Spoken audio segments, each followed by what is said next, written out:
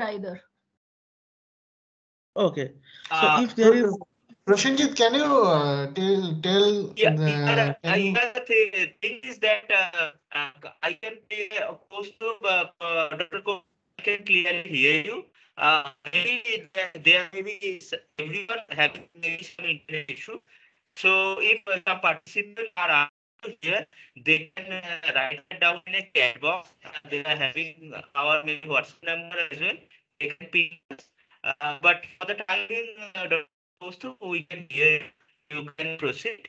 But in the meantime, if someone having difficulty, they can reach us. We will try our best to help. okay, sure. So I will not turn on my video because that will also consume some amount of bandwidth. And please do let me know if I get disconnected, right? So let me share my screen.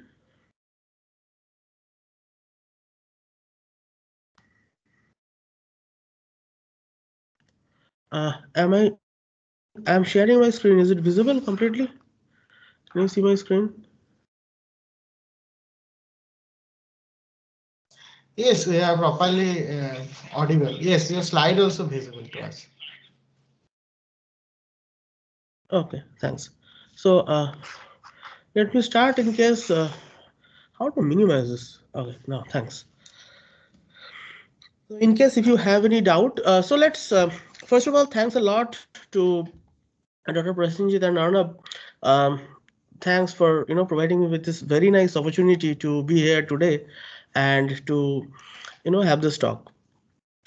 So let's make this session as interactive as possible. And whenever if any of the participants are having any doubt, I would request them to stop me and to ask me, at whichever point they have the doubt. Okay. So today I'm going to mostly talk about climate modeling and generative AI, how we can use generative AI for climate modeling. And by climate modeling, the domain actually becomes immensely huge. So I'll restrict myself to rainfall prediction, uh, cloud density prediction, and drought prediction. So basically, these are very important topics, as you can understand. And we will also see how the distributive AIs, operate slightly differently from the generative AIs. Okay. I think for some of the participants, microphone is on. It is giving me feedback.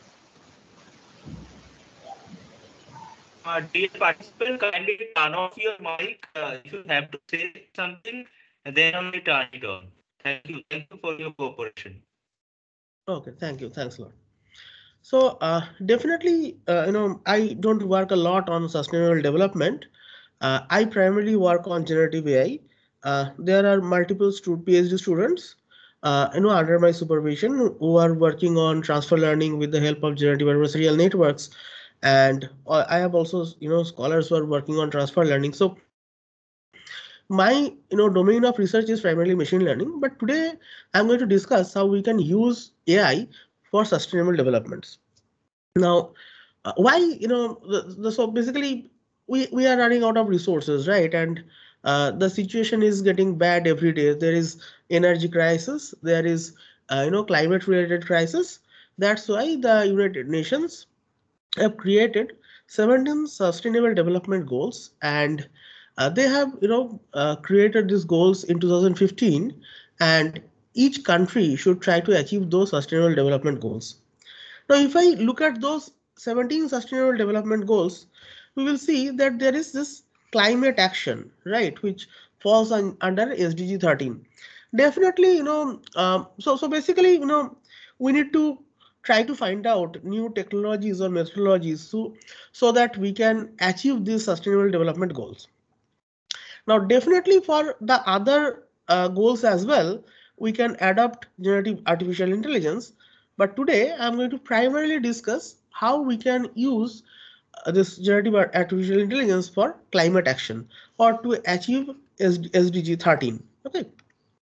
So if you look at the mission statement for this climate action SDG, you will see that it says take urgent action to combat climate change and its impacts by regulating emissions and promoting developments in renewable energy. Now, again, I'm going to talk about only the first part of it. So I'm going to talk about how to, so no, I'm not going to discuss about how to fight with it with regulating emissions, by regulating emissions or by promoting developments in renewable energy. Rather, I'm going to talk about how to predict, the climate changes like rainfall prediction, drought prediction, and so on, right? So I'm going to restrict my talk only to that part. Now, the first question that comes in our mind is, what is artificial intelligence? So basically, artificial intelligence is the ability of a machine to mimic human cognitive functions.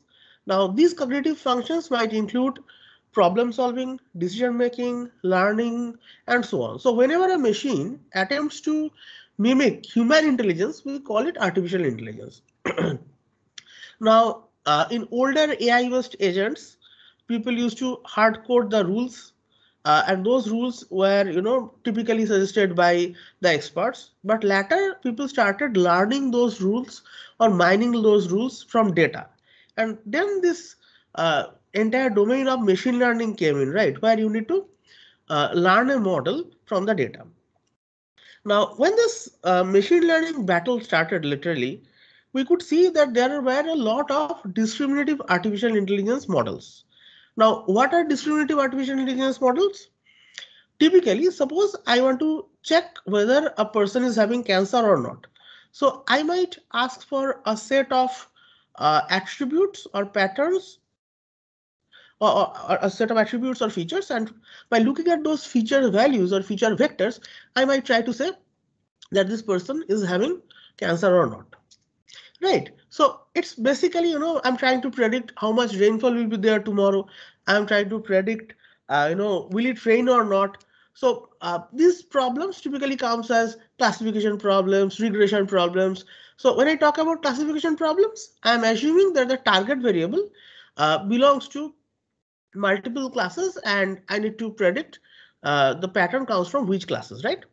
So on the contrary, where I'm talking about regression problems, I'm assuming that the value that I need to produce lies in R, or the set of real numbers. So I need to predict how much rainfall will be there tomorrow, right? So this becomes a regression problem, and those tasks are typically performed by supervised learning, or unsupervised learning techniques also may be employed in some cases, right? But now, in the last decade, I will say that generative artificial intelligence has, evolved, and people have become, nowadays everybody has started using generative artificial intelligence in this way or the other. So, what is generative AI, and how is it really different from the discriminative AI models? So when discriminative AI models try to discriminate between two distributions, or if there is a pattern, right? It attempts to say this pattern belongs to which of the classes. Generative AI rather takes the label and attempts to generate a data on which the generative AI model was trained. So for instance, if you are looking at this image was imagined by one of the generative adversarial networks. So this person doesn't exist, on this planet. A neural model was trained on millions or billions of human faces, and the neural model was able to predict this, image. So there are multiple popular generative AI models, like generative adversarial networks is definitely one of them. It's been a decade. In 2014, it was proposed.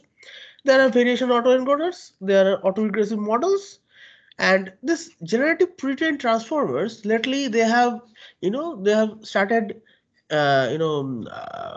making us, no. If you see in the last couple of years, possibly in 1 or 2 years, we have ChatGPT, we have Claude, we have LLMs. Basically, most of the large language models, they are basically based on this generative pre-trained transformers. So GPTs are, amazingly good for generating texts, whereas generative adversarial networks are amazingly good for generating, images. I'm not saying that you cannot do the other way around with them, but this kind of things has been proven. Now today, I'm going to talk more about generative adversarial networks, and I'm not going to consider the remaining three models because it's not possible to practically look into all the models within 2 hours of span.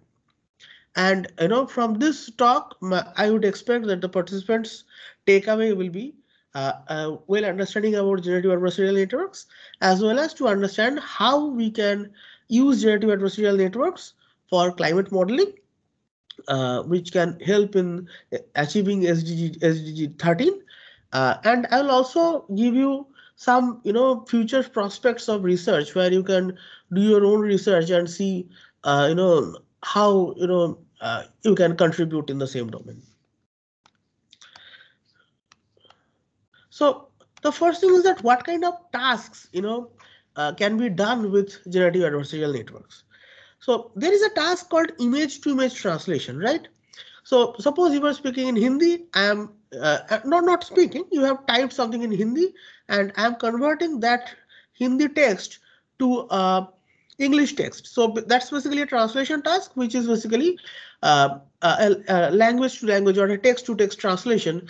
And this can be achieved by neural machine translation, right? Or if you are working on the natural language processing domain, you will be a lot of translation tasks are done. But there is another task called image to image translation. Now, what happens in image to image translation? All of you must have seen the Google images, right? So this image could be an aerial image, right? So this is basically an image of a locality. This is basically a photograph taken from the satellite. Now, in the map view, typically this is how the same locality will be shown in Google Map. So if the input to a model is this image, and if the expected output is this image, then I will say that it's an aerial to map conversion. And in this is basically a translation task where the input is also one image and the output is again another image. Okay. Similarly, the same thing can be applied in a lot of applications. For instance, consider black and white image to color image conversion. We have a lot of movies, Bollywood movies, Hollywood movies. In those days, there was no color cameras available, or due to the unavailability of other technological stuffs, we have a lot of black and white movies as well. So with the help of this neural image to image translation, we can create colorized video of those movies, right? So this is definitely an important task. Then consider this task where you have the sketch of one object and we can make a colorized version of the same object, right? Now think about that there has been a crime and somebody could identify the criminal, and he or she has given a description of the criminal, and their sketch has been drawn following that. So with the help of this kind of image to image translation task, we can create from sketches to real life faces, and then we can also conditionally add how the person will look if I remove the hair or if I add a mustache and so on. So these kind of tasks are also pretty much image to image translation task. Then you can have an image during daytime. You can convert to a night view of the same image, right? And as you will see that the vice versa might also be possible in some cases, right? So these are some examples of image to image translation tasks. But as of now, I have not really talked about how these tasks, these tasks, as you see, they are not related to climate change, right? So you might wonder that, why am I talking about this image to image translation? Because how does it help, in battling the climate changes? So we will eventually go to that. Now, these are again some examples of image to image translation tasks. There is also an artistic perspective. So for instance, this photo, these are photos, and these are the same photos said drawn by different artists, right? So Monet, Van Gogh, if they draw the same photo, they will draw it in these ways. And these images are actually created by generative GI models or other GANs. Similarly, this photo was taken in winter. You can convert it to summer, and this is again summer. You can convert it to winter. So basically, if you have two domains, all the images taken in summer, all the images taken in winter, you can literally translate one image from one domain to another image of another domain, right? Keeping the content of the image same. Similarly, here you can see that zebras have been transformed into horses, and horses can be transformed into zebra, and so on. But still, it's not clear how we can actually use these things for climate change, right? So let's look at some of the recently published papers where generative adversarial networks have been used in the context of climate change. So this is one of the papers, skillful radar-based heavy rainfall nowcasting using task-segmented generative adversarial networks. Now, what is nowcasting? Forecasting is basically when I predict something for a longer period of time. Nowcasting is basically when I'm predicting the heavy rainfall for a shorter period of time, right? For the next, 15 minutes, 1 hour, or something like that. Now, this was published in the IEEE Transactions on Geoscience and Remote Sensing in 2023, so it's a very recent paper. Then another paper could be experimental study on generative adversarial network for precipitation nowcasting. Again, this was published in IEEE Transactions on Geoscience and Remote Sensing. Then we have very short-term rainfall prediction using ground radar observations and conditional generative adversarial networks. Again, on IEEE Transactions on Geoscience and Remote Sensing in 2021. So all these papers, they are primarily for rainfall predictions, and rainfall prediction is actually one of the prominent areas where you will see a lot of papers. I have just listed 3, but there are many. But these papers are not really restricted only to rainfall prediction. We have papers like deep learning oriented CGAN models for vegetative drought prediction on peninsular India, which was again published in 2023 in the IEEE Journal of Selected Topics in Applied Earth Observation and Remote Sensing. Similarly, we have, the researchers have used generative adversarial networks for predicting cyclones. They have used generative adversarial networks for creating super resolution images for downsampling, atmospheric fields. So these are some other, related places. These are related to, climate change where people have used generative adversarial networks. So that's actually, my introduction. So do you have any query till this point? If you don't have any, then I will gradually move on to a bit more technical stuff. Anyone, any doubt till this point? Okay, I'm assuming that nobody is having any doubt, right? So let's move on. So before we move on further, I want to tell you what is the meaning of a feature or an attribute, right? So a feature or an attribute is basically a measurable property of a logical or a physical object. So for instance, if I'm talking about a web page, the number of images on the web page could be one feature. If I'm talking about a human, the height, weight, these kind of things could be features. Similarly, there is this Irish dataset, which is a very popular dataset. Now, these are called sepals and these are called petals. So in every Irish dataset, you can see that there are 3 sepals. These 3 are basically sepals, and these 3 are basically petals. Now, there is a popular dataset called the Irish dataset, where the researchers have measured the length and width of 150 samples, of 150 Irish images, Irish flowers. Now, how many features are there? There are 4 features. What are they? They are basically sepal length. Sepal length means what? If this is your sepal, this will be your sepal length. Then you have the sepal width. Similarly, if this is your petal, this will be your petal length and this will be your petal width. In this way, they have actually measured 150 samples. Now again, there are basically 3 types of Irish flowers. They are called Iris setosa, Iris versicolor, and Iris virginica, right? Now, after measuring these things, what you will have is you will have a 4-dimensional vector, right? you might have something like this 0.2, 0.9, 0.3, 0.7. So if I have this 4-dimensional vector, this is basically my petal length, this is my petal width, this is my sepal length, and this is my sepal width. Now what I can do is I can actually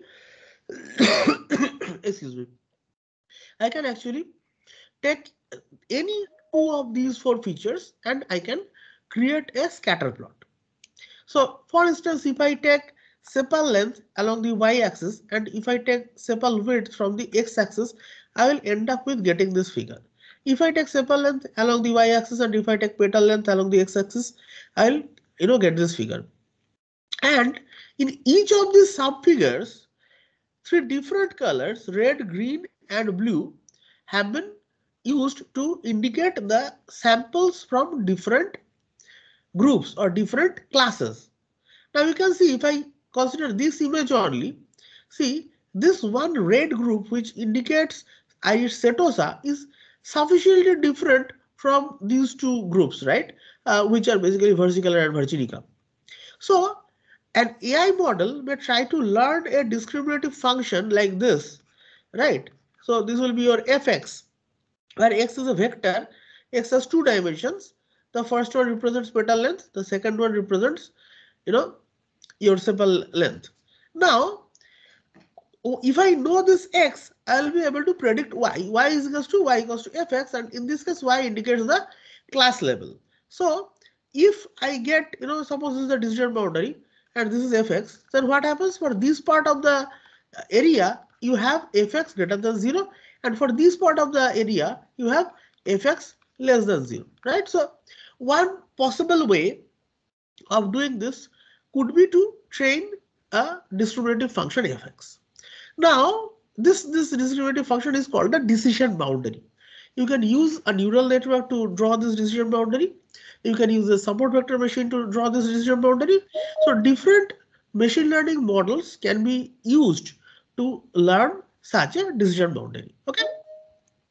And as I told earlier, people have been doing this for quite a long time. Maybe for the last 50 years, people have been working on discriminative AI models, right? So this is what typically happens in the context of discriminative AI. Like we try to find a discriminative function which can, say that, okay, this belongs to class Iris setosa, or this belongs to class Iris versicolor, and so on, right? So the takeaway from this slide is basically the understanding about what features are and then how discriminative models work, right? So do you have any query till this point? Okay, I'll assume that there is no query and I'll move on. Now, in the last figure as well, we have plotted 2-dimensional scatter plots like this.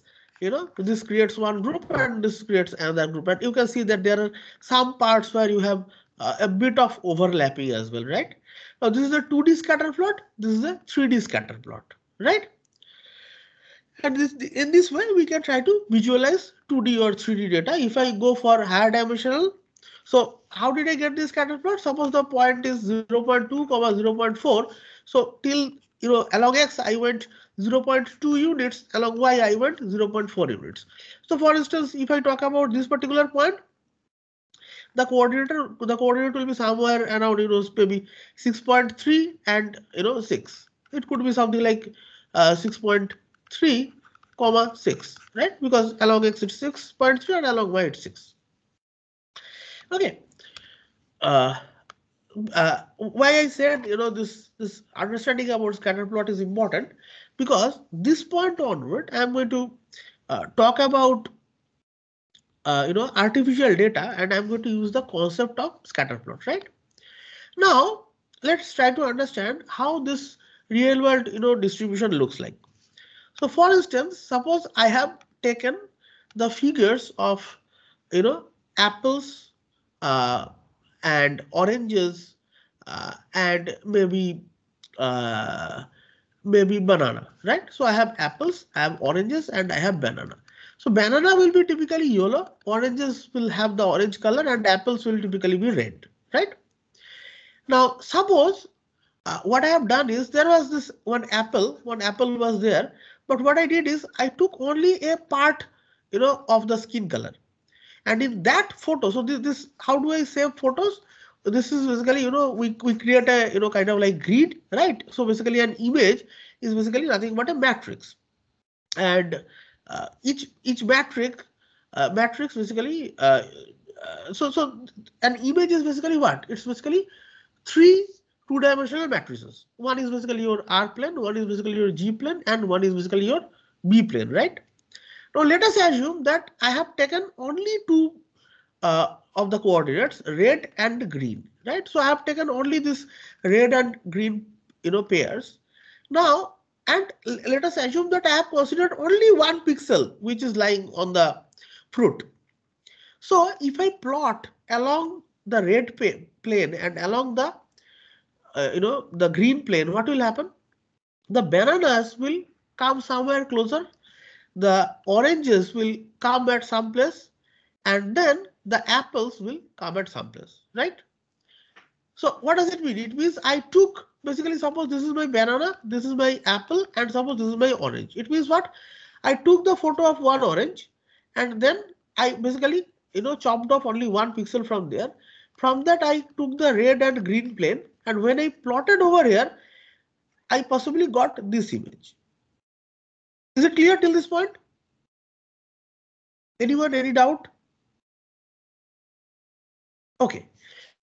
Now, as of now, what was the task? The task was to discriminate between the classes, right? So a discriminative model, that the task that I give you is what I say that, okay, can you discriminate between this class and this class, right?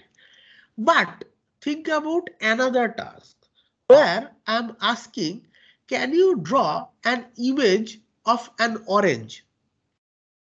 So I'm repeating the question. I'm asking, can you draw the image of an orange? Then what will happen? You will have to pick up one of these points, or you will have to draw somewhere here. Are you getting the idea? Assuming this is your orange class, right? Or I can give you another. Hello. Okay. Or I can give you another example, right? Suppose I am measuring the height and weight of some animals, right? And suppose I have measured the height and weight of, say, giraffes. So I'm talking about the weight comma height. So in this axis I have the weight, and in this axis I have the height.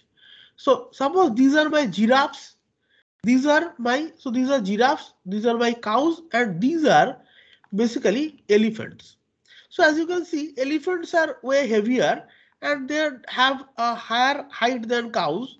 Cows are somewhere here, and the giraffes, they are like what? They have they are even taller than the elephants, but they are typically lighter than the lighter than the elephant, right? And they might be slightly lighter than cows as well, assuming the cows are sufficiently large enough, right? This could be another example. Now think, if I ask you, can you tell me the possible height and weight of a giraffe, then what will happen? You will have to predict a point which is lying here, right? So let's make the question even easier. If I ask you, what is the possible height and weight of a human?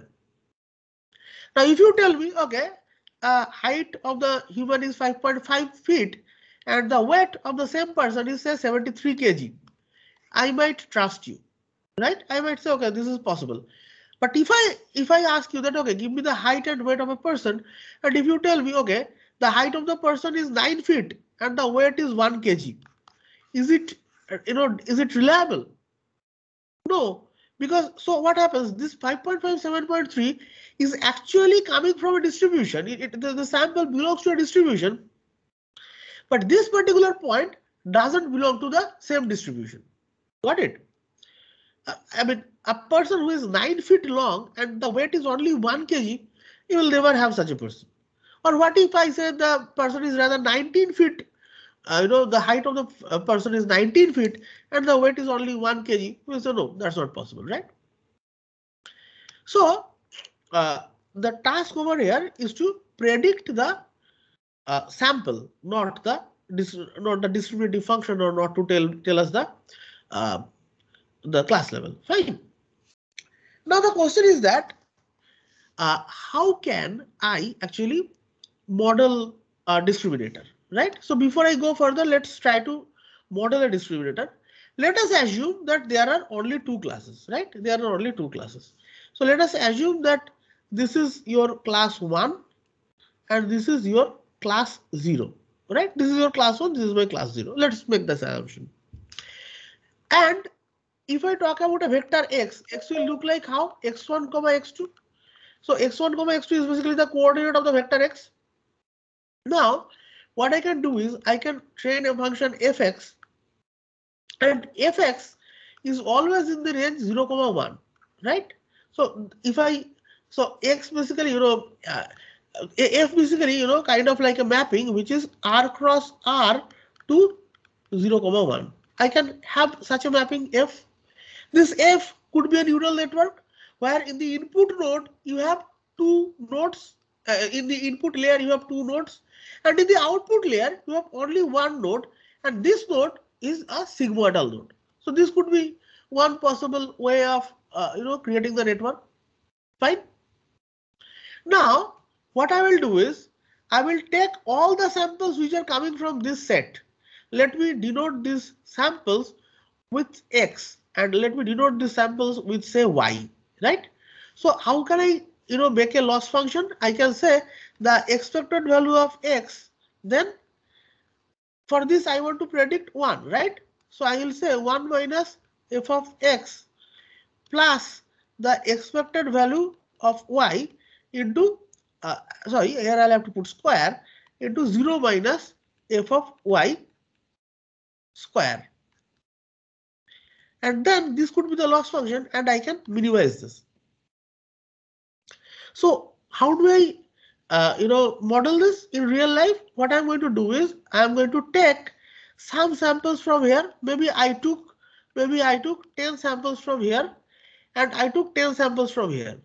Then what I'm going to do is I'm going to calculate this sum over of I equals to 1 to 10, then 1 minus f of xi, right, square, plus I'm going to again take j equals to 1 to 10, 0 minus f of y square.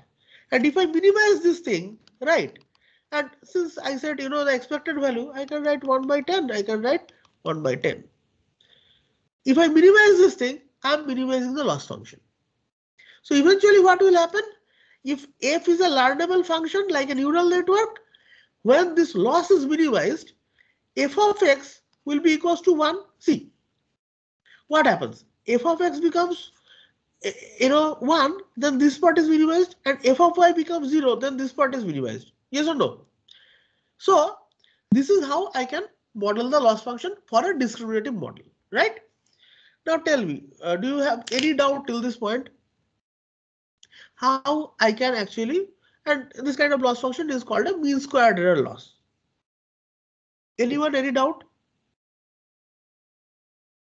Yeah, Dr. Prasenjit, can you hear me, or Dr. Arnav, can you hear me? I'm just, because Yes, sir. I'm not getting. Okay, Yes, thank you then. Thanks a lot. So now the thing is that as of now we have realized how to model a discriminative function, right? But we are still, yet to reach a generative model. Now, to reach a generative model, let's do this. What I'll have to do is I'll have to predict points which comes from these regions, of this 2D plane. But if I predict these points, then, they are not acceptable, right?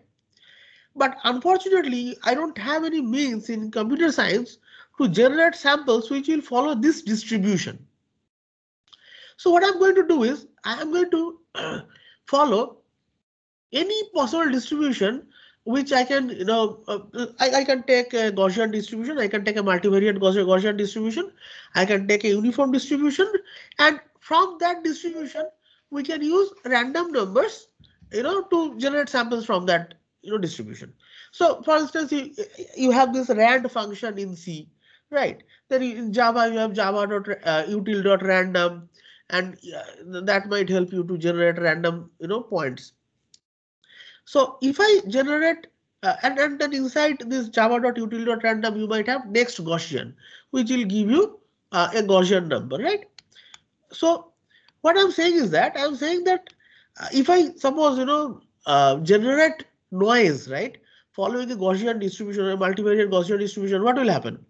This is where the mean lies, and if I go away from the mean, the density of the samples reduce, right? This is how the distribution of a multivariate normal distribution will look like. So eventually I have a problem. The problem now boils down to this. What I can have is, I have a mechanism in computer science to generate random numbers that will follow the Gaussian distribution. What I will do is, I will create a model G. This model G, I call it a generator, right? I call it a generator. Now, this distribution, I will call it PZ, and any sample Z that comes from this distribution, I call this distribution PZ, right? And the samples I indicate with the notation Z. So this G basically takes this capital G basically takes a noise vector, and then it produces an output. Now in this figure, I have m equals to 2 and n equals to 2. It means what? This Z, all the points are in R2, and this is also in R2. So this, this point, these points are scattered like this, and if I'm not aware of this G, what will happen? Initially, I will have all the points scattered at any point anywhere, right? The points might lie anywhere, and let us assume that this is the distribution of a real world data. Now I will have to have some mechanism to train G so that this distribution gradually becomes this distribution. Now, just think how we can do it. Initially, since G is not a trained function, for any random vector, Gz will lie at any random point. So this point could be generated like this. But gradually, what I want is, some of the points will shift to this location, some of the points will shift to this location, and the remaining points will shift to this location. That's what I want. Now, and how do I realize G? I can say that G is basically a multilayer perceptron. And so initially the concept was that G will be realized by a multilayer perceptron. Later, people have used more complicated structures like convolutional neural networks or LSTM, by LSTM to realize G. Depending on whether there is spatial information in the data or temporal information in the data. But to keep things simple, as of now, we assume that G is a multilayer perceptron. In practice, G can be any differentiable function so that I can perform gradient descent based learning. Okay. Now,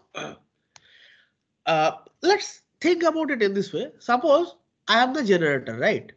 I am one person and I am the generator G.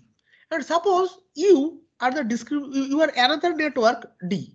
So what I do is, initially I keep on gauging the height and weight of a person, right? So let's play a game.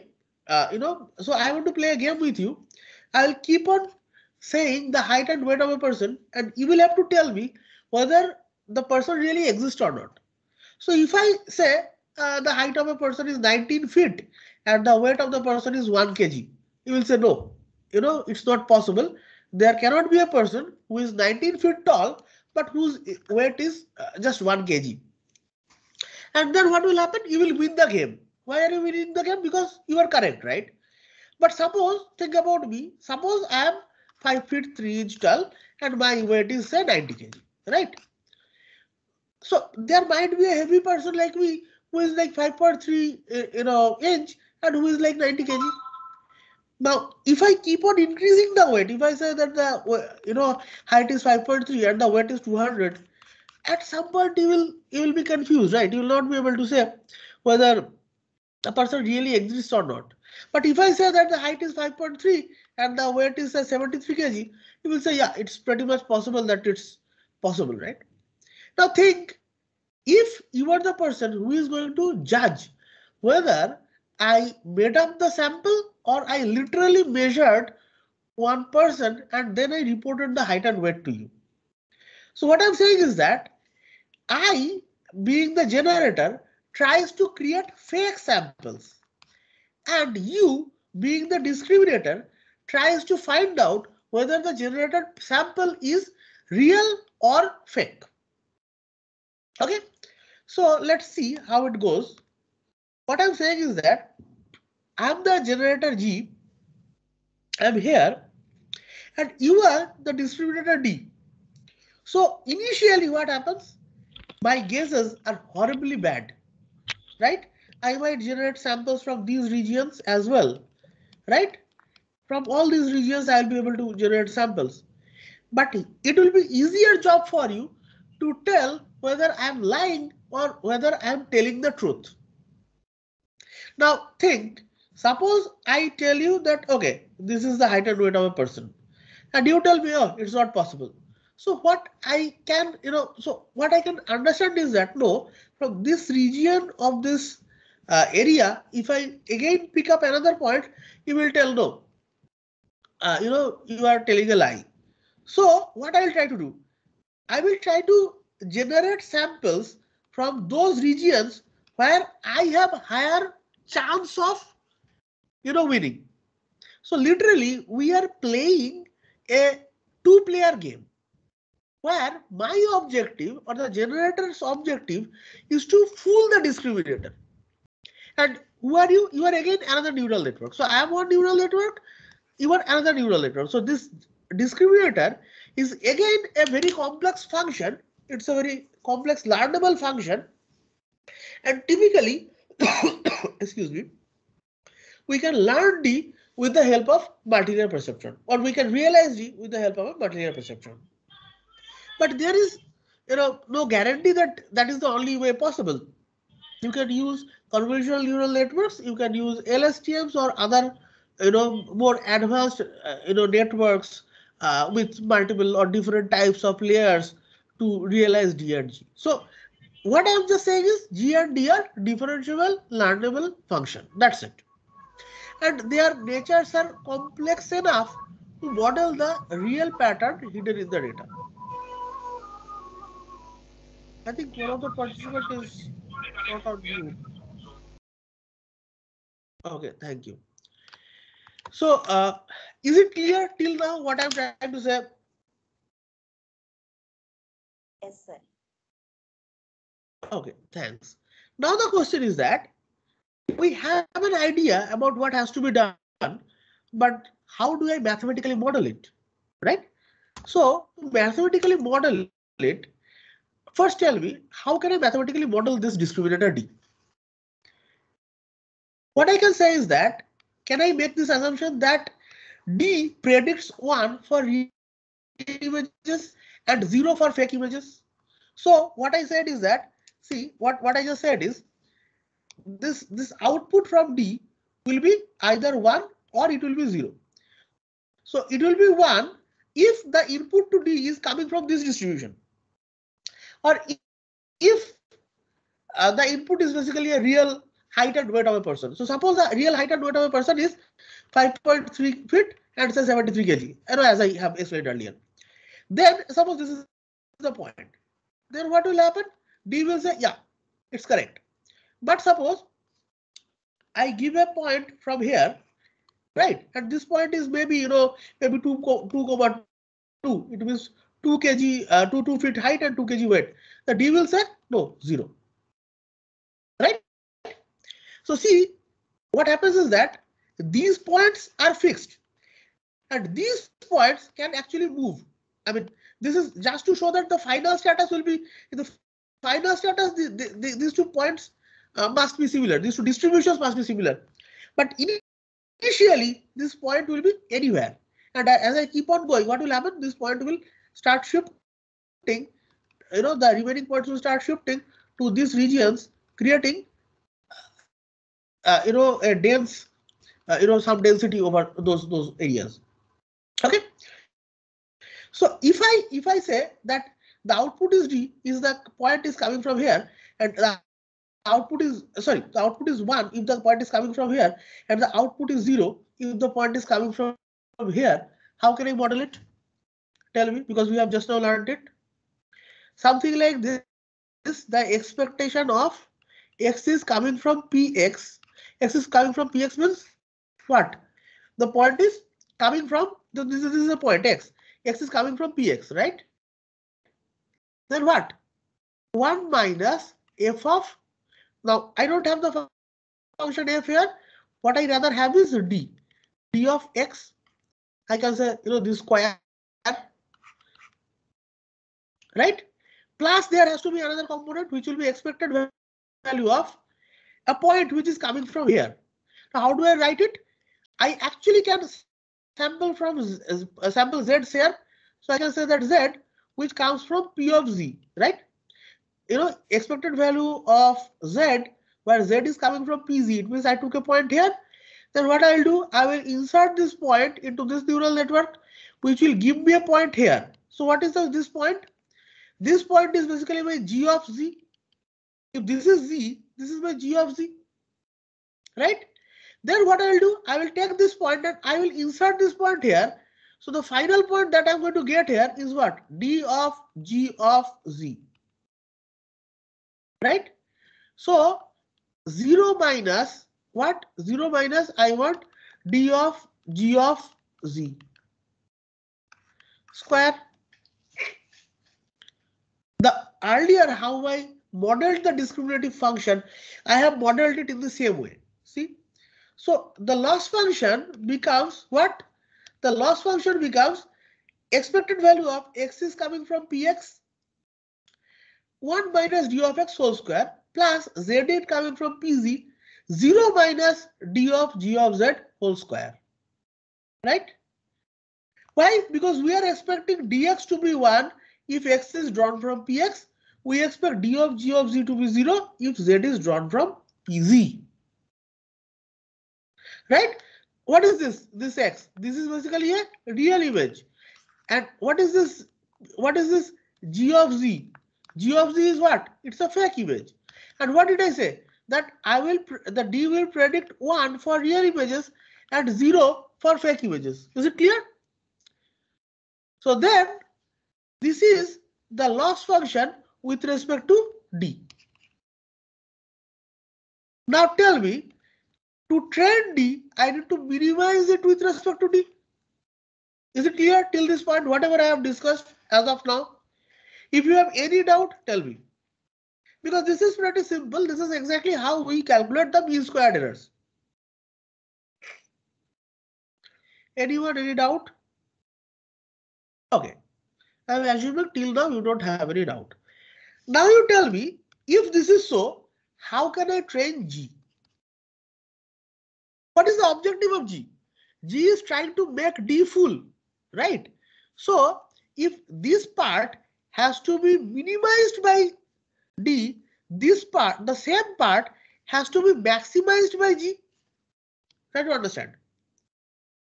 The D, if I try to train D, what is the objective of D? It's a two-player game, right? D is trying to minimize this loss. So to make D full, G will try to maximize what? The same loss. But unfortunately, in this part of the loss, there is nothing that G can contribute. That is dependent on G. So this part is as good as not having it, and this is the only part, because see, I have G here, right?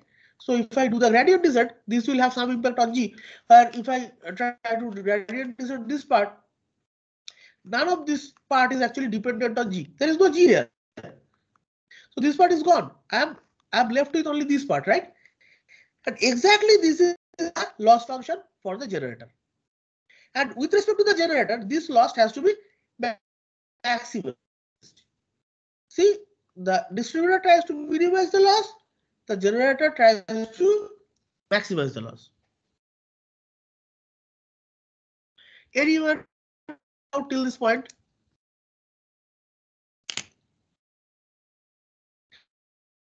Because see, if you don't understand this much, if I move forward, it will eventually become more mathematical and you will not be able to understand. Dr. Prasenjit, are you there? Yes, we are here. Yes, sir. Oh, fine. Thank you. As the participants So are not let's asking question, move on. I am assuming it is clear. Yeah. Okay. Thanks. So now the thing is that this is how when I use the least square loss, right? When I use the least square estimation to the loss function, this is what I will get. But I can also use cross entropy loss, right? So when I go for cross entropy loss, the calculation becomes slightly more difficult, and to because of time restriction, I'm not going to the actual construction of the loss function, which is basically based on the the cross entropy loss. I'll loosely tell you what happens. If you don't get it, don't worry too much, right? So let's OX be the actual output from DX and OZ be the actual output from D of G of C. So OX is what? OX is the output from the distributor when the data is real data, because see, X is real, right? And what is D of G of Z? OZ is basically, so what I'm saying is that, see, what will happen is here the output from this, when I get the samples, I will get two groups. One group is basically for these samples, the other group is basically for these samples, right? So I'm talking about these outputs I'm calling OX, and these outputs I'm calling OZ.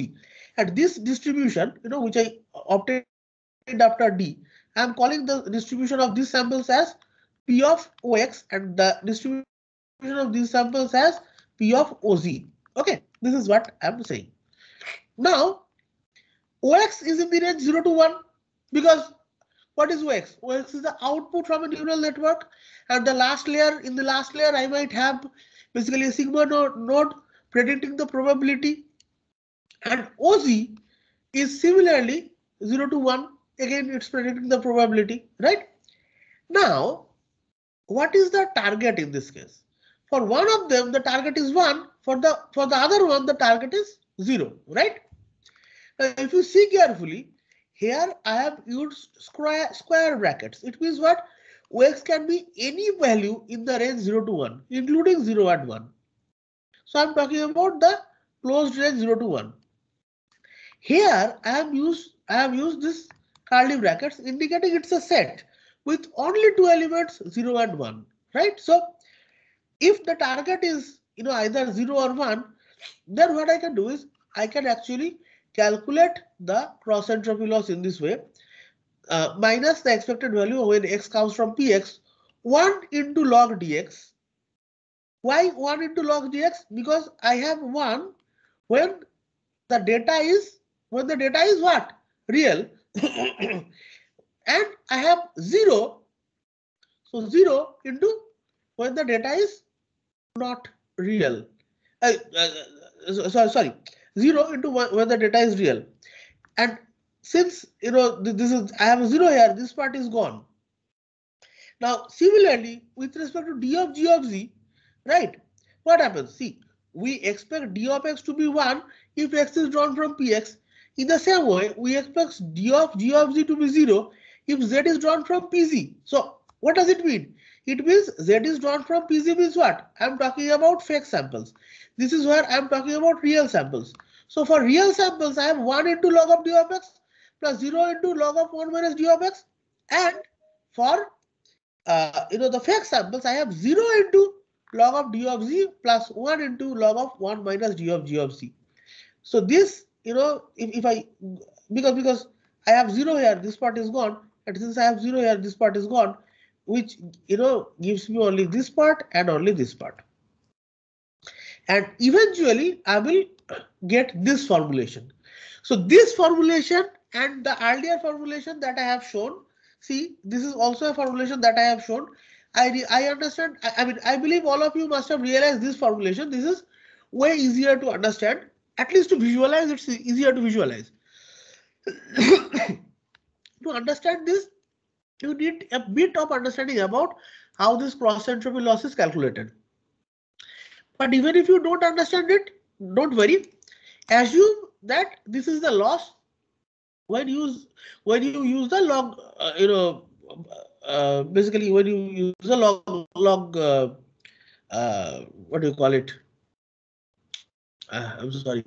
When you use the cross entropy function, right? So the earlier was using least square estimate. This is where you are using the log likelihood, of the model. Okay. Now the thing is, again, this is very interesting. This thing has to be minimized with respect to G and has to be maximized with respect to D. Now this is where I'm very much interested in one thing. Even if you switch them, if you say that minimize it with respect to D, it with respect to G, it will do the training. Because in that case, see, one of them is trying to minimize one of them will be minimizing, the other one will be maximizing. So both the formulations are actually correct with respect to GAN, and different papers on GAN, you will see that different have been done. This formulation is following one means the paper which basically proposed GAN for the first time. Now, in reality, how do I calculate the expected? Take is real images or real samples. For m number of real samples, we calculate log of d of xi, and then we find out the average of it. Then what I do is, again I take m number of samples, from the noise distribution. So these zi's are basically noise vectors. Then I insert these zi's into the g's. I get the, so this is what I get the, this part is what? This part is basically your fake image. G of zi is your fake image. So basically I take m number of fake images and I insert them again into D. So this is basically what? This is basically the label for fake images, right? Label for fake images. And this is basically what? This is basically the D of xi is basically the label for real images, right? And then we can minimize it with respect to G and maximize it with respect to D. Okay, any doubt as of now? I mean, I'm repeatedly saying that even if you don't understand this objective function too much, don't worry at this point. If you later look at this thing, and if you revisit what cross entropy losses, you will be able to easily understand that. Okay. To time constraint, I cannot go deeper into it, right? So if you don't have any doubt till this point, I will like to move to another formulation of GAN. So as of now, what can I do? I can generate now samples which looks like real samples. That is what we have achieved as of now. But tell me one thing. If I ask you that, okay, you do one thing, draw the image of a person. So by this mechanism, what you will be able to do? You will be able to literally draw this image. So honestly speaking, this image was drawn following the same formulation, right? Following the same formulation, this image was drawn. But if I say that, this is an initial image, I want to upscale this image, or I want to create a higher resolution version of this image, right? Then you cannot do. So what I'm saying is that the content image is randomly generated. As of now, from this formulation, we have absolutely zero control over the generated image. I will ask you that, okay, you create, fake samples of human faces. You will give me hundreds of samples, but I have absolutely no way or no mechanism to control the generated samples. I cannot say that generate, faces for women, not for men. I cannot say that the hair should be blonde or black, the eye color should be blue, or the person should wear a purple dress. Those kind of conditioning I cannot impose as of now.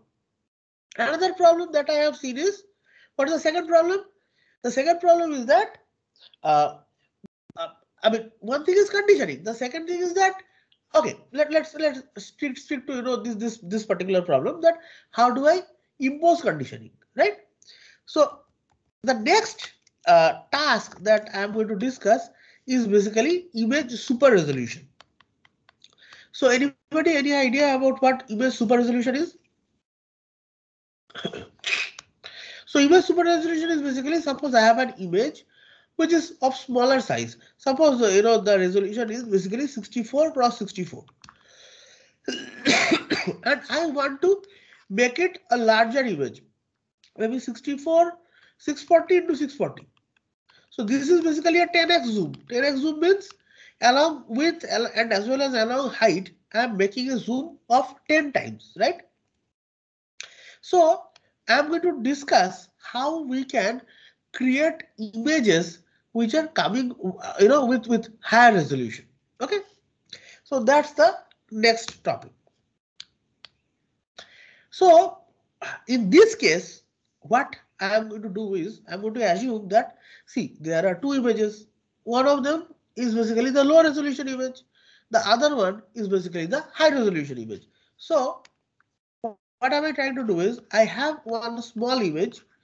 I call this XLR. LR stands for low resolution. And suppose this is your face, right? This is your face. And what I have is, I have same your face, which is basically 2 times larger than this one, or maybe k times larger than this one. And this is your face, right? The same image, exactly the same image. And how can I at this image we call XHR. So HR stands for high resolution. So this is your low resolution image. Maybe the image size is say 100 cross 100, and here the image size is say 200 cross 200. Okay. So what is the objective? The objective is that I will train a function G, the generator. Inside that I will put the smaller resolution image. This will be the input to G, and what will be the output? This will be your output, right? This is your objective. Now, suppose so this XLR will have some dimensionality. So let me assume that XLR is having two dimensions, right? And XHR are having more than 2 dimensions. In this case, I'm assuming that we are having 3 dimensions. Why 2 and 3? Because we cannot visualize more than 3 dimensions. But think about it in this way. Suppose I have a 32 cross 32 image. It means, what is the dimension? In which dimension am I doing this job? Then this space becomes r to the power 32 cross 32 cross 3. Why 3? Because I have 3 channels, red, green and blue. And suppose this is where I'm from 32 to 32, I'm converting it to 64 cross 64 cross 3, right? So this will become r to the power 64 cross 64 cross 3. Is it clear as of now? So what I'm saying is that I am giving low resolution images here, and my objective is to get high resolution images as an output. Now, this is where the generator is there. So the generator also generates some outputs, and these outputs I call them or super resolution, right? So super resoluted actually. So I have 3 vectors XLR, which is of lower dimensionality. Then I have XHR. XHR basically is of higher dimensionality, and I have XSR. XSR is basically the super resoluted image which I need to generate. And who will generate it? A generator called G. Now, suppose I have a data set where I have paired data points. Paired data points means what? Suppose this is your XLR. The corresponding XHR is this one. I know that. So technically I have your face, which is large. This one is basically your XHR, and I have corresponding your small image. This is basically XLR, right? So I have this. This could be your small image. you know, and this could be your large image. This could be your, say, you know, this could be your large image, right? This is in 2D, this is in 3D, or this is in lower D, this is in higher D. So what I can do is, see, if I don't use all these, you know, this complicated discriminator, see, one of the way to train this, can you tell me, you know, if I don't use a GAN, how can I create a neural network for image super resolution? What if I train a generator G in this way? What if I say that the expected value of X coming from XLR coming from PLR and XHR coming from PHR, or you know, in this case I am saying that I have XLR XHR pairs, right? So for every you know, low resolution image, I have the corresponding high resolution image. What if I minimize only this part? What if I minimize XHR minus f of XLR? So what I'm saying is that instead of doing all these complications, what if I straight away train one model that will train from this plane to this plane? Or what I'm saying is that, you know, what I'm saying is that maybe I have this generator, I don't have this discriminator, I don't have this part at all, and I train this network, right? In this mechanism, I train this network using this XHR minus I can say this G of XLR, and then I basically minimize this loss expected value of XLR, XHR. That's it. Do you get the argument? So I can straight away train it in this way. Now, if you train it in this way, you will end up with getting hazy images which do not lie on the original image manifold, right? How is it so? Suppose I have, you know, these images. These are the actual images which are lying on the image manifold. If I have one image here, this image might have the minimum least square error with all these images, right? But this image is actually not lying on this image manifold. So what I will try to do is, what I need to do is, I need to somehow push this image onto this image manifold, right? And for this push, actually I will have to use the discriminator. So what I'm going to do, I have to use the same mechanism which I have used already. So what I'm going to do is, I'm going to say, okay, you know, let's talk about this function. Now, at this point, you might say, hey, this function looks quite nasty, right? Don't worry. This is exactly the same function which we already had. Instead of LR, you just write Z. See, earlier what happened? If you see carefully, you will see that earlier this was your noise space. This was your Z. The Z vectors were basically random vectors. And these Z vectors were coming from a random distribution PZ. But now this space has been replaced by the low resolution image space. That's all. Nothing else. Fair and square. Once I have these low resolution images, the G is converted into high resolution images, and this G is acting as a, you know, discriminator. So if I don't have it, think about it in this way. Suppose I have your face here. It's a low resolution image. I created a high resolution images here. I created a high resolution images here, right? Now this became my face. So this is you and this is me. Now tell me, will the discriminator be able to successfully tell that this is a you know, correct image or incorrect image? See, even if it has become my face, it's actually lying on the original manifold. So the discriminator cannot say whether this is a fake image or a real image. Or I am giving you another example. Suppose the input to this generator was a low resolution banana. and the output is basically a super resoluted apple. Now this apple actually looks like a real apple, right? So the discriminator is getting fooled and the identity of the pattern X is lost. What is the meaning of identity in this case?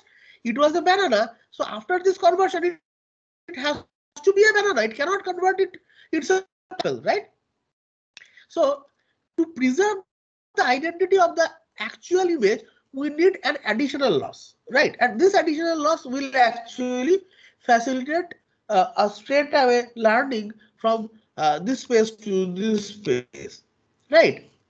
So how do I realize that?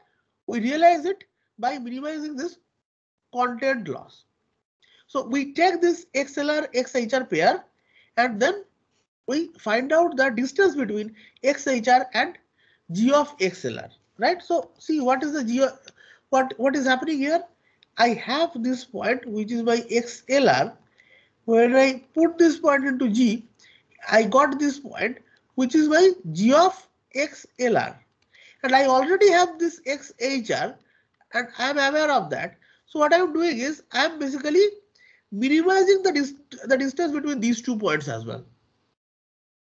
Okay, now we don't minimize the distance, in the original output space. What we can do is we can find out, we can actually extract some features of these 2 points using another neural network, using a pre-trained network.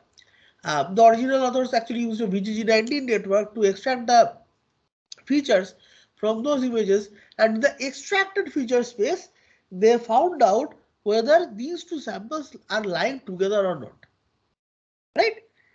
So if I again look into this particular formulation, see this particular formulation is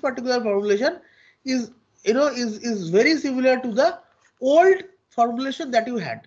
What is your old formulation? See, if I go back,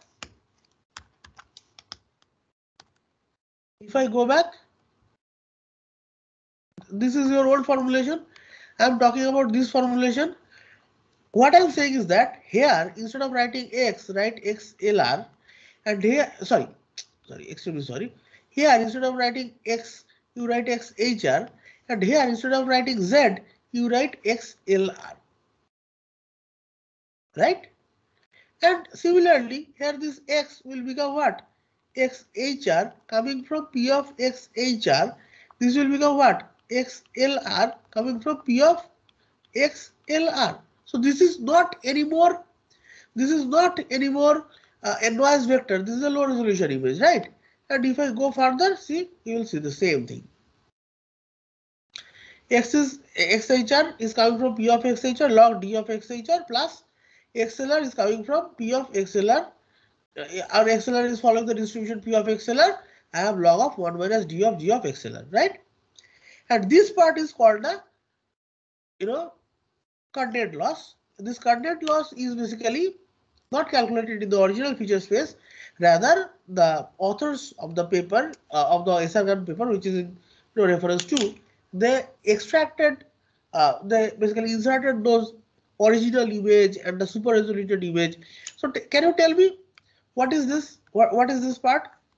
This part is basically your XSR, right? This is your XSR, X super resoluted, right? So I need to find out what is the distance between XHR and XSR. Now, if this is the loss, this is the overall loss for generator, what is the loss? Here, do I have any component? No, this part is gone. I am left with only this part. Why I am left with only this part? Because I have the generator here. Now, the problem is that minimizing 1 minus D of XLR causes some difficulty in the training.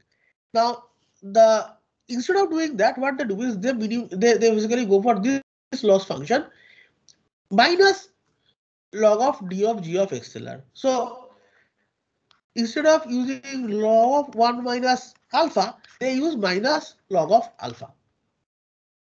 And two functions actually work similarly, when alpha is lying in the range 0 to 1. Why I am saying that alpha is lying in the range 0 to 1? Because the output from D is always lying in the range 0 to 1.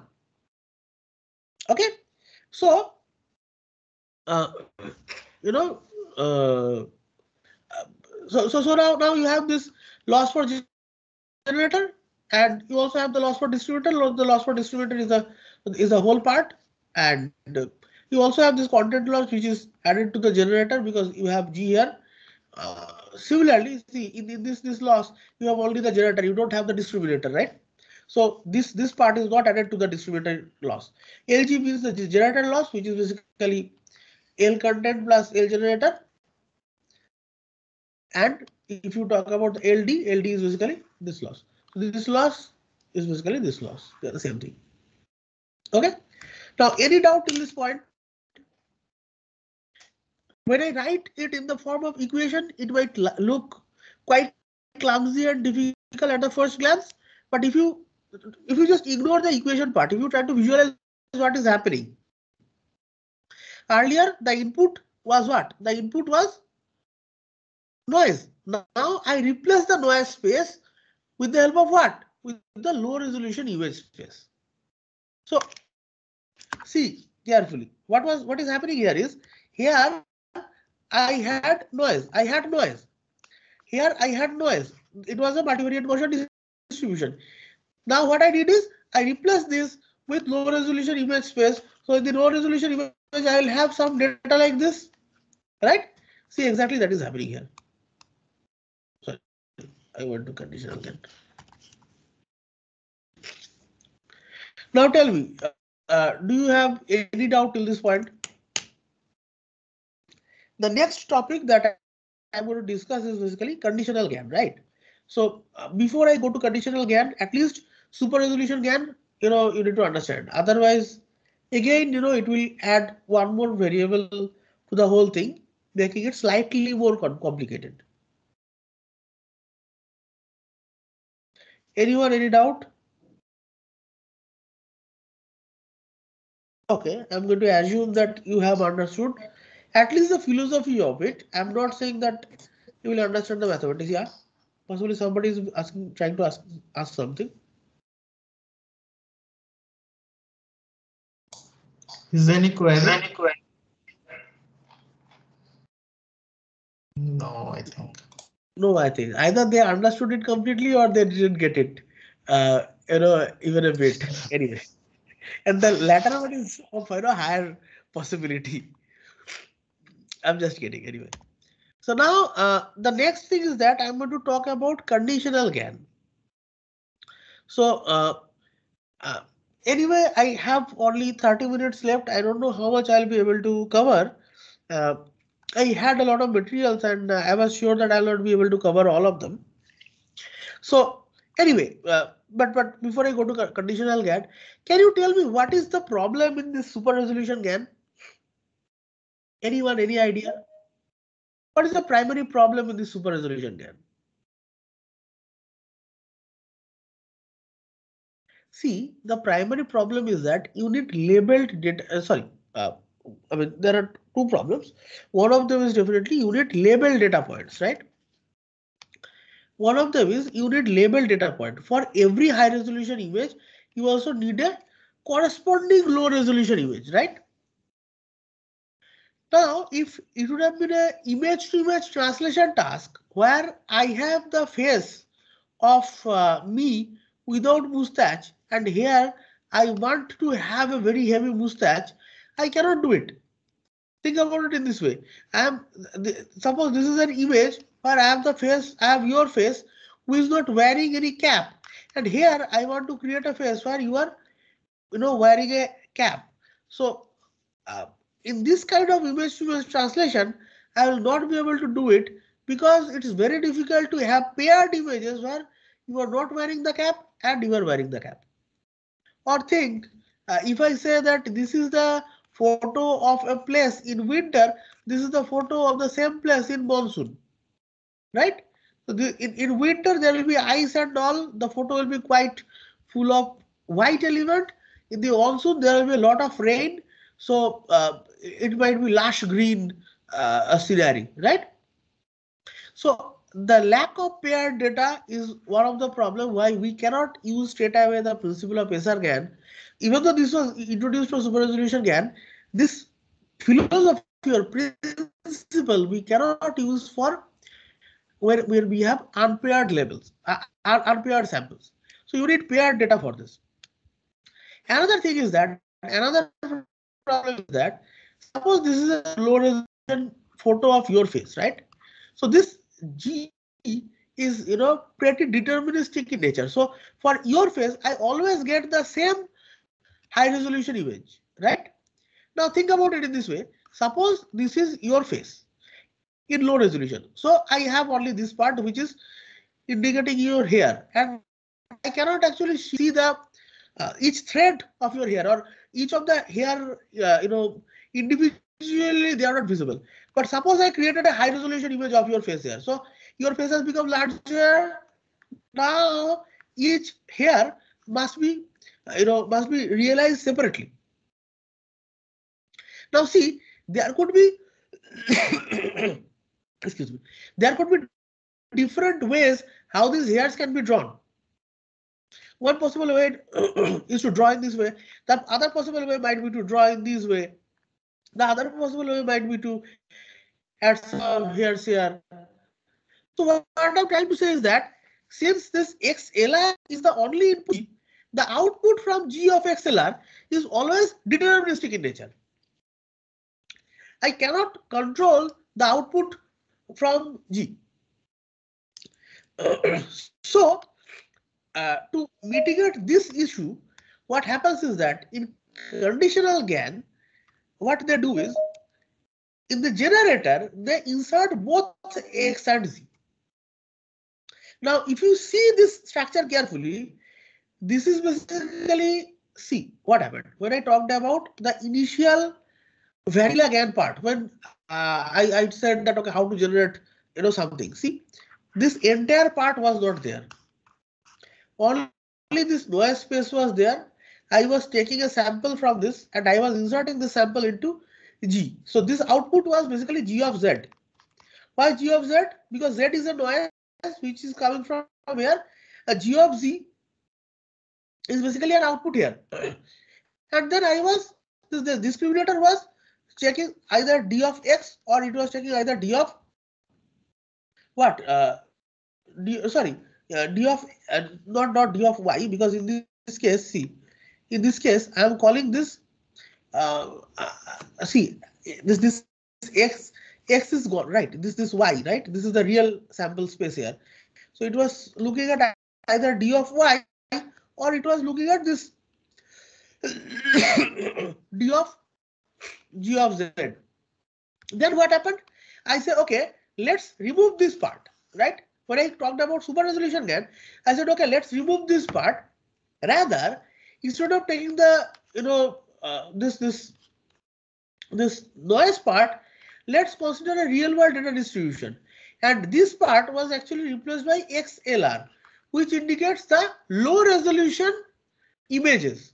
And I was taking some low resolution images and I was inserting those low resolution images into G of in this function G, and in that function, in this case, G was what? G of XLR, right? Because it could not see the noise, right? So this Z part was gone, only this X part was there.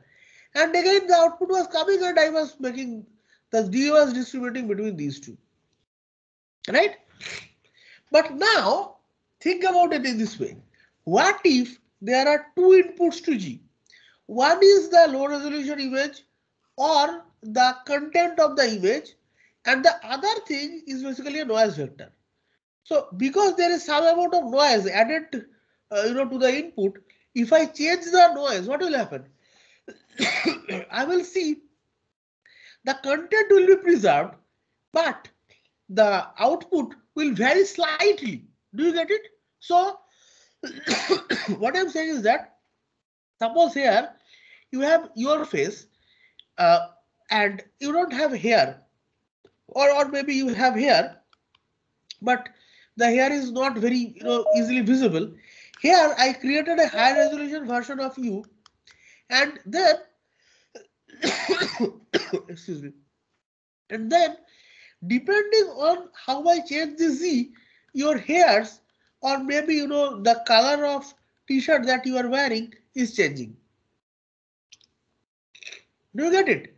So what happens in this context of CGAN is that the generator, earlier the generator was looking at only one of the things, either to the real samples, which was happening in the case of SRGAN, or it was the noise which was produced in the first GAN paper in 2014, right? I was generating the images, and then this distributor was trying to differentiate between these two images, right? And here they also make another change. They say that let's do one thing. D also let's do this. Let's allow D to look at X as well, right? So what happens is that it kind of ensures that if the image, whatever the image was here, if the output is of a different type, the distributor will be easily able to say that no, this is a false image. So suppose I have a banana here and somehow I ended up getting an apple here. For distributor, what will happen? Here the input will be banana and here the input will be apple. X and this the sample G of XZ, they are not of the same time. So it becomes easier for the distributor to differentiate. Right. So they are removing the content lost component, but they are allowing D to have a look at X. Right.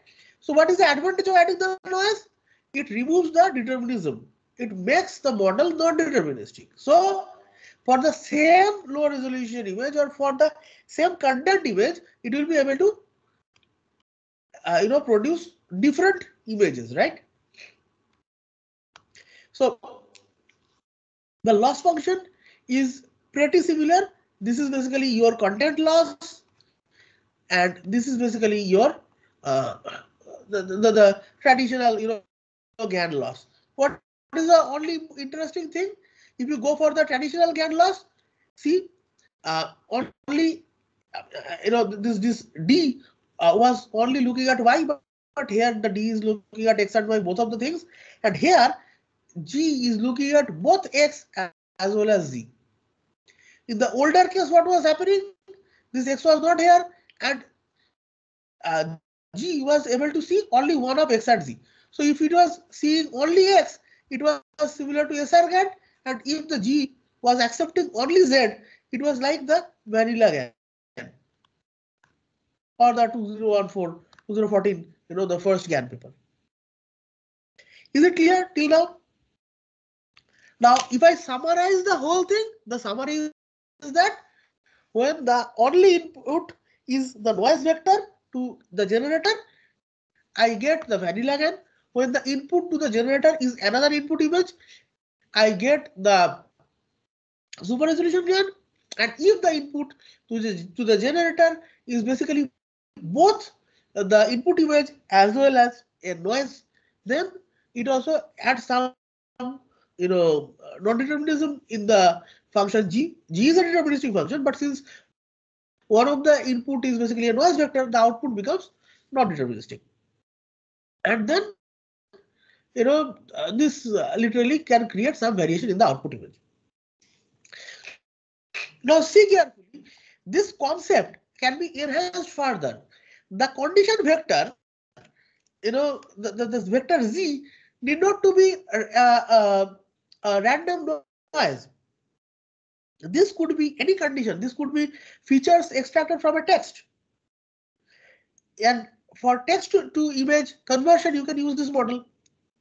You must have seen that there are nowadays a couple of AIs where you give an image input as well as you give a text and an output is generated. So some of you must be using the Photoshop software where they have a component called generative fill. So in the generative fill, what happens? You can select a part and you can say that remove this. So suppose this is basically your face, I can select this part and I can say this, add a cap or add a hat. So the generative field will add a cap here or add a hat here. So this is possible, right? So any doubt till this point? See, I am not expecting that you will understand the mathematical formulation, but in principle, what is happening, I believe you should be able to understand that to some extent. So anyone is having any doubt till this point?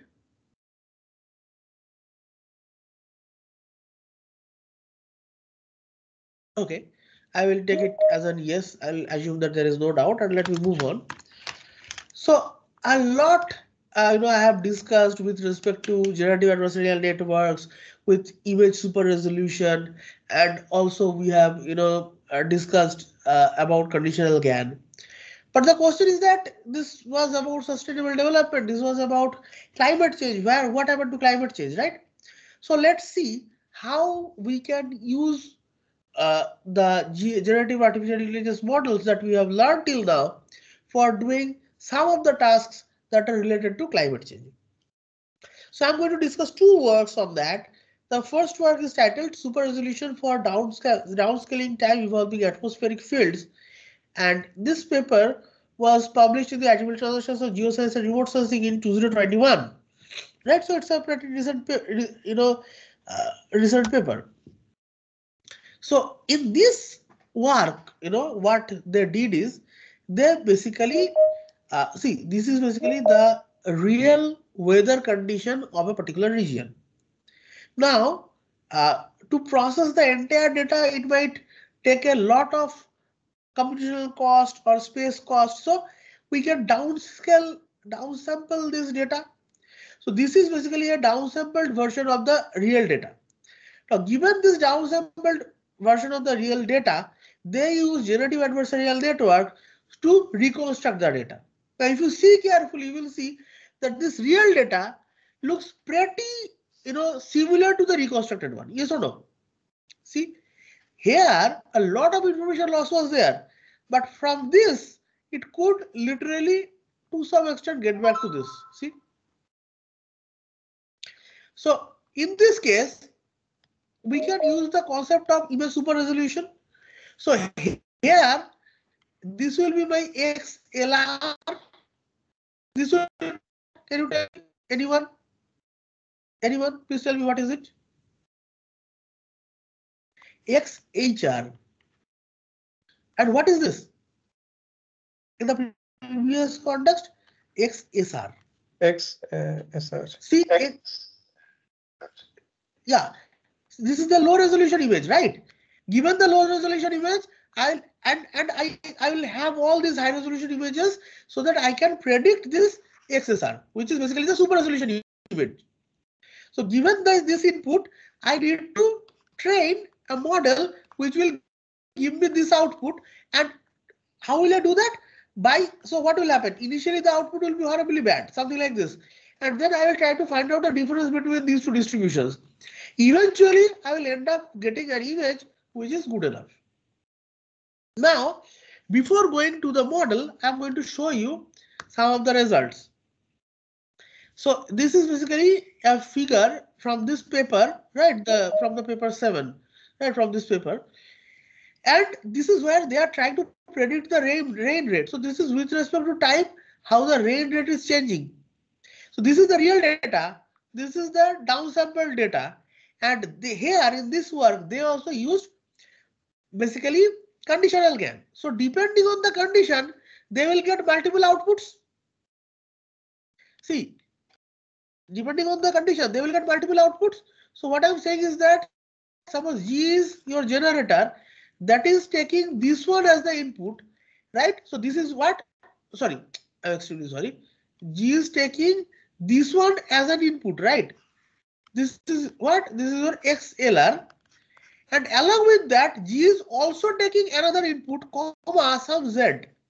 And this Z is basically the condition, right? It's a noise vector. And depending on that Z, it is creating either this or this or this. So for different Z, it will create different outputs. And see, all the outputs are pretty similar to the original input. There will be some differences, definitely, right? Similarly, let's see another result from the same. This is the real image. This is the downsampled one. So only this data was given to you. From this, you could get back this or this or this. And all these things, see, they are pretty close to this. Right? This image, this is the target that ideally you should get. See, again, I'm telling you, this is what, this is your XLR raw resolution. This is what, this is your XHR high resolution. And these are what? These three images are basically your G of XLR, Z1. This one is basically your G of XLR, Z2. This is basically your G of XLR, Z3. So for three different noise vectors, we got three different, generated image. In the same fashion, this is another result, right? Again, this is a real value, this is a downscaled value, and this is the reconstructed rain rate. Now, it's not related to rain rate only. You can also, this is the same paper also predicted cloud optical thickness. This is the original data, this is the downsampled data, and this is the generated data, right? And finally, this is another result. This is another result. These three results are on cloud optical thickness. You can see, how similar these images are. Now, verbatim from 7, if you see, the loss function is exactly what was earlier. I mean, formally the condition gain optimization objectives are minimize it of theta d. See, since I am minimizing it with respect to this, here they are also minimizing with respect to theta g, because they didn't say what LG is, but this LG will involve a negative coefficient in front of it, so that when you minimize the same thing, you will end up with maximizing. I mean, it will create a min-max game, right? So see, in this case, what happens? The discriminator gets to see X, Y, and Z, and the generator gets to see Y and Z. That's it. So they use the same formulation for conditional gain, and they got this result. I will not talk much. I have a lot of materials to cover, but I will not cover them, definitely, because I'll run out of time. So there is one more work that I want to discuss. This work is basically, again, deep learning oriented conditional gain models or CGAN models for vegetative drought prediction on peninsular India. So what is this? Again, this work was published in the IEEE Journal of Selected Topics in Applied Earth Observations and Remote Sensing in 2024. So this is a pretty recent work, right? And if you see carefully, this is basically the drought prediction image, right?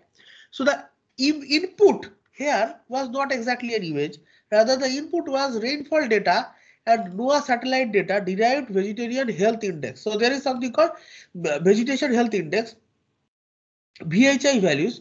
So they calculated the VHI values based on rainfall data and NOAA satellite data, right, for a couple of years. And then they trained this to predict the color-coded drought. And this is basically the expected drought for a year. And as you can see, these two are basically their predicted methods. So each pixel indicate what is the rainfall level at that particular location, right? And this is the scale for that. See, this is the original one. The method that they proposed is very close to the original one. And the remaining methods are not that good, but the remaining methods can also do some job, right?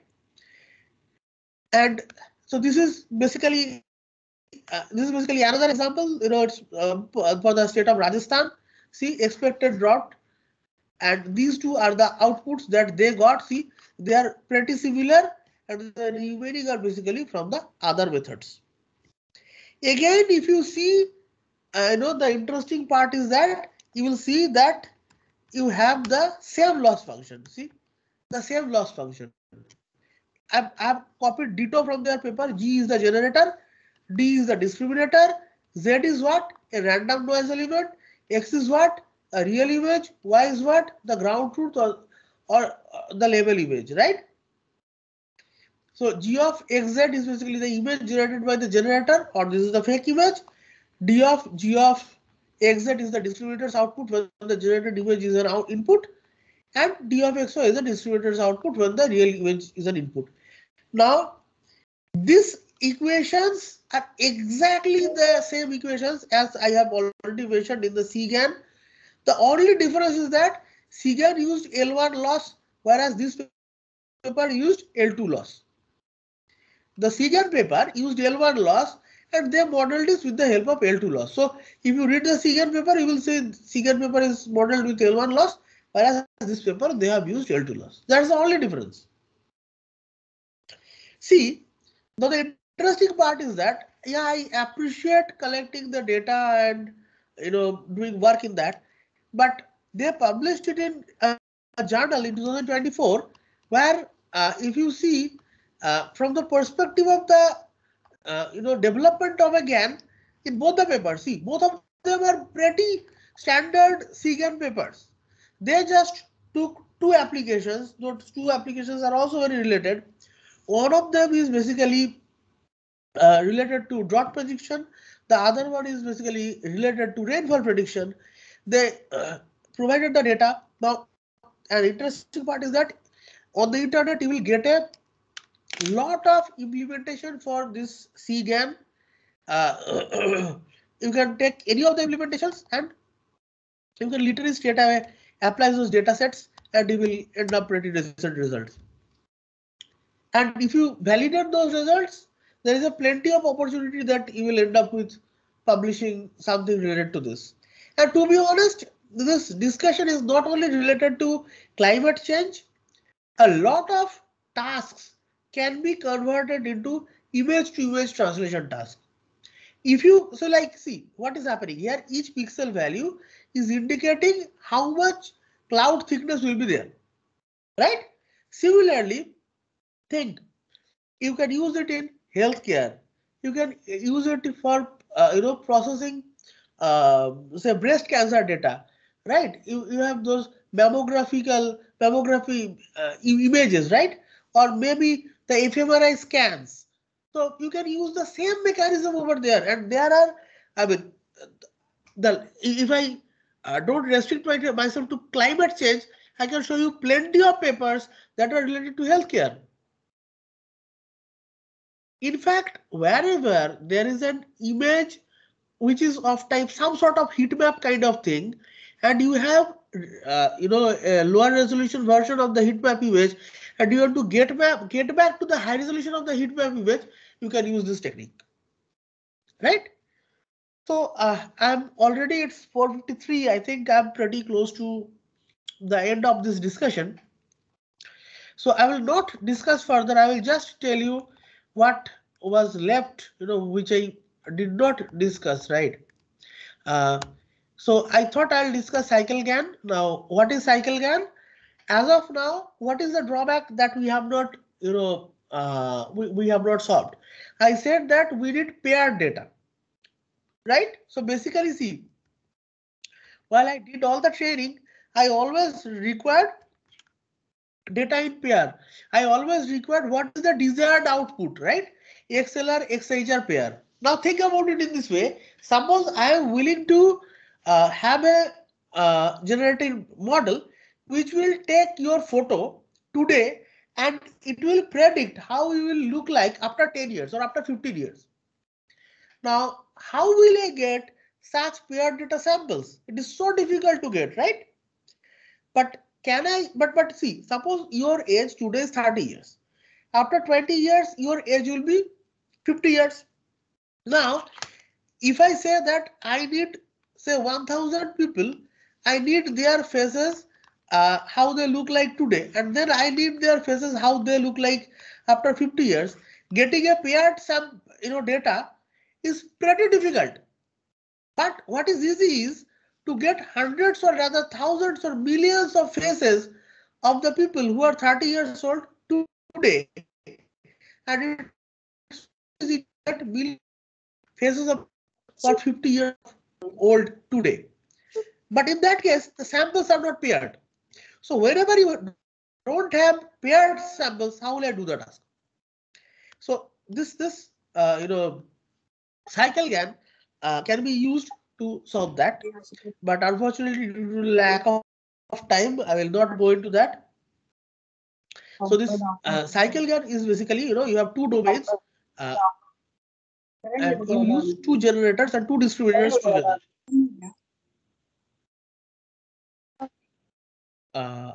Sorry, is there a query?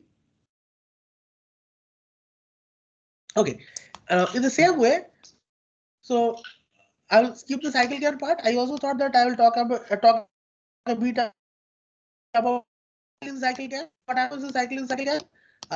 There is a lot of generators and distributors coming together, and you can actually do the super resolution thing step by step. You can have multiple image components or computer vision components. First, you can make a low resolution image clean, then you can upscale the image. So what happens when you go for upscaling an image? If there is a noise in the image, the noise also gets upscaled. That's the problem. So cycle GAN actually does upscaling gradually. So if this is of size X, it goes to 2X, then 4X, then 8X, and so on. Right? So that's all, from my end. This formulations look like very complicated. It's basically based on the same formulation which I have discussed. And if you can learn this cycle, you don't even need cycle GAN. If you can learn this cycle GAN only by yourself, then it's pretty decent, because even if you don't have labeled paired samples, you can use it. And the code for cycle GAN also is available on the internet, right? So I think my time is almost over, so I'll stop here today, and I'm open to questions. So please feel free to ask me if you have any questions.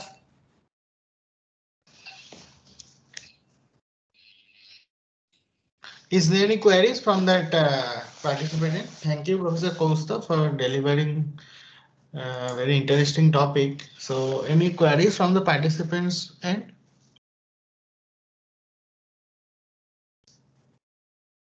Is there any query? Okay. So I hope there is no query. Sir, namaste. Okay. So yeah, I hello? think somebody is asking something. Is there any I think someone is asking something. Hello, sir. Yes. I have one question. In the generative AI model, is there any issue related to privacy matters? Or can we just proceed with generating the model using upscaling or downscaling? See, privacy with respect to machine learning is definitely a major concern. Whenever you have the data or the labels, there might be a lot of personal information in the data or in the label. Okay. So in that case, you will have to pre-process the data, removing those information that are not exactly straight away required by a model.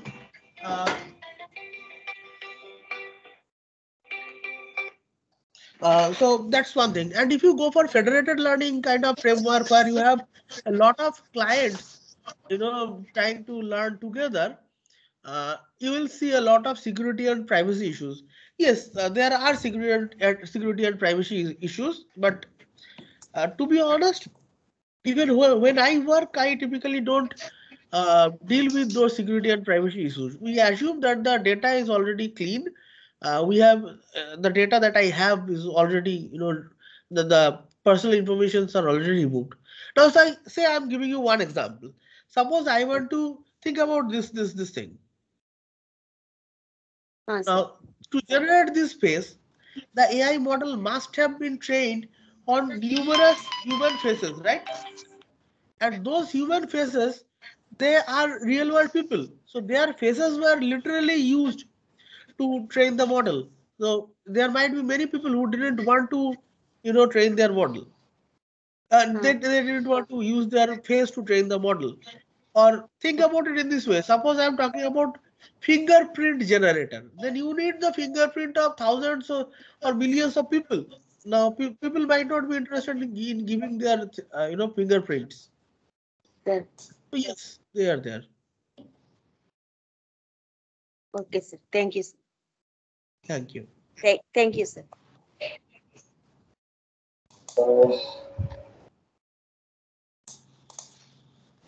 Any other queries? So I'll just tell them my mail ID. So this is one of my mail IDs. Another mail ID is basically kaustv@IITG.ac.in. This is my institutional email ID. I am available also on this, and these are my contact numbers in case anybody wants to contact me. 9232682253 and 91631353558. Actually, my contact numbers are also available, on my institute website. So my mail ID, contact number, everything is also available on my institute website. So if they have any query, they can also contact me later. Any queries? Okay, I hope, I think there is no other queries. Okay, so thank you, Professor Kaustubh. So you are delivering very recent and very interesting topics. Still, there are a lot of mathematics. Okay, so I hope it is quite interesting for the current research scenario. So thank you, sir, for accepting our invitations and giving your valuable time to for our sessions. Okay, thank you, sir. Thank you from our end. Okay, thank you. Thanks a lot for inviting me, and thanks a lot for providing me with this very nice opportunity to interact and to deliver this talk.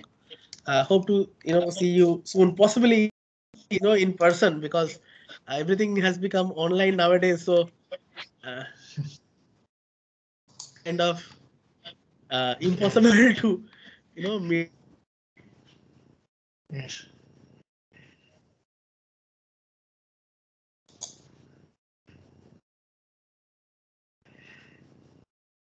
Thank you, sir. Nothing happened.